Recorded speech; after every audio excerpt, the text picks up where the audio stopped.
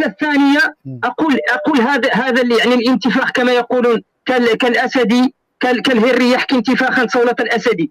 أقول لماذا لا يكون عن الكليني الذي يروي عن حميدة أم موسى ما لا يليق بها لا أذكر رواية يعني أنت صدق إنسان ما تستحي، وإنسان مو مؤدب، وإنسان ما تخجل. وقلت لك وحذرتك، شوف التحشيش عندنا بالعراق يعني يحكون نكت يحشش ينكت، مو يشرب حشيش. لكن روح الى علمائك في صحيح مسلم الذين كانوا يجنبون في بيت عائشه، واذا تتكلم عن ام الامام سواء حميده او غير حميده انعل والديك. زين يا مو مؤدب يا كلب يا ساقط.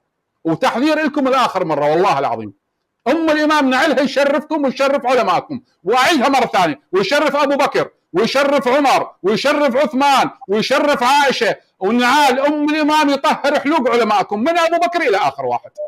يا سفلا منحطين. يلا هيك تريدونها تفضلوا.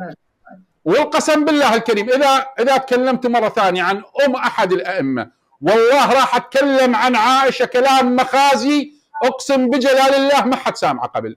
للمره الاخيره اقولها، ابتعدوا عن هذا الاسلوب. تريد تفشلون القناه؟ لا ما تقدرون تفشلون القناه، تفشلون انفسكم، والله تفشلون انفسكم. يعني محترمينكم بكل ادب، والحج وعد قاعد يرحب بيك وانت تقول لي انتم تجاوزتوا، وقاعد ابرر لك اقول لك احنا ما تجاوزنا، وقلت لك صاحبك اللي تجاوز، تخلينا نخمل وانا قاعد اقرا والحاج وعد مدنك تقول ام الامام حميده كذا وكذا وكذا. يا سافل يا منحط، هو الاخلاق علماءكم هذه اخلاق؟ يعني نقابلكم بالادب تقابلونا بالاساءه لعلمائنا؟ لا حول ولا قوه الا بالله العلي العظيم. انا لله وانا اليه راجعون.